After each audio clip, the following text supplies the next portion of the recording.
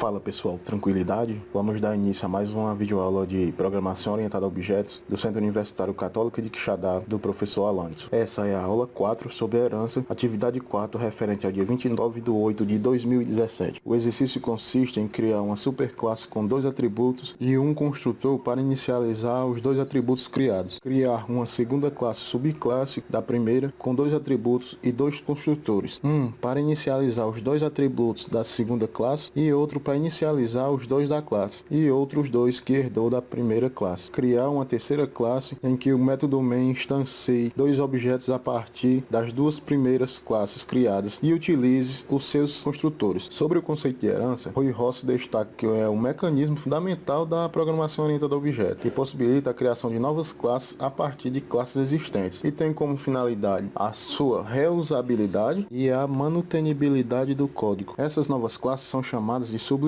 ou classes derivadas, e as classes já existentes que deram origem às subclasses são chamadas de superclasses ou classes base. Uma subclasse herda métodos e atributos de sua superclasse. Apesar disso, podemos escrevê-los novamente para uma forma mais específica de representar o comportamento do método herdado. E para Deitel, do livro Java Como Programar, herança é uma nova forma de reutilização de software na qual uma nova classe é criada, absorvendo membros de uma classe existente e aprimorada com capacidades novas ou modificadas, fazendo com que os programadores economizem tempo durante o desenvolvimento de um programa, reutilizando software de alta qualidade, testado e depurado, aumentando a probabilidade de um sistema ser implementado efetivamente. O autor aponta também que ao criar uma classe, em vez de declarar membros completamente novos, o programador pode designar que a nova classe deverá herdar membros de uma classe existente. Esta classe existente é chamada de superclasse e a nova classe de subclasse, onde cada subclasse pode se tornar superclasse para futuras subclasses. Abstraindo tudo que foi dito aqui, podemos dizer que os relacionamentos de herança formam estruturas hierárquicas do tipo árvore, onde uma superclasse existe em um relacionamento hierárquico com suas subclasses, e quando as classes participam de um relacionamento de herança, elas se tornam afiliadas com outras classes, podendo haver casos em que uma classe é tanto uma superclasse como uma subclasse. Um problema com a herança é que uma subclasse pode herdar métodos que ela não necessita, ou que não deveria ter. Mesmo quando um método de superclasse é adequado a uma subclasse, essa subclasse precisa frequentemente de uma versão personalizada do método, que nesses casos a subclasse pode sobrescrever ou redefinir o método de uma superclasse com a implementação adequada. Vamos para o exercício agora. Aqui no código, como foi proposto o exercício, criamos uma superclasse com 2 atributos e um construtor para inicializar os 2 atributos criados. Atributos esses que são nome e ID. Mais abaixo um construtor para inicializar os 2 atributos criados. Essa é a nossa superclasse. Já na nossa segunda classe, que vai ser subclasse da primeira, eu criei um atributo juntamente com um construtor para que possamos inicializar os atributos da segunda classe, bem como os que ele herdou da primeira classe. Notem que lá no nome da classe, pessoa física, eu coloquei extends cliente, ou seja, essa classe pessoa física vai herdar de cliente, até mesmo porque cliente é uma pessoa física e uma pessoa física é um cliente. O termo extends é utilizado na declaração de uma classe para identificar quem é sua superclasse, e ela deve ser inserida logo após o nome da nova classe, para que aconteça de fato a herança. Percebam também que além da referência des dentro do construtor, eu coloquei a referência super, lembrando que a referência des permite que o objeto corrente seja identificado e que seus atributos e métodos sejam referenciados em seus próprios métodos, e a referência super possibilita que os membros da superclasse sejam acessados pela subclasse. Então, para se referir a um atributo ou a um método da superclasse em um método de uma subclasse, basta utilizar a referência super seguida do operador e do nome do atributo ou nome do método. Em seguida, criei uma terceira classe por nome de usuCliente e no método main instanciei o objeto a partir das 2 primeiras classes criadas, utilizando seus construtores. Nela, eu criei 2 objetos, uma pessoa física e uma pessoa jurídica, que passando por parâmetro através dos construtores, eu pude inicializar os atributos, bem como herdar características da classe cliente. Vamos executar o código agora. Com o código executado, eu retornei as variáveis que estavam guardando o que eu tinha setado anteriormente. É só isso, não tem mistério, e até a próxima, pessoal.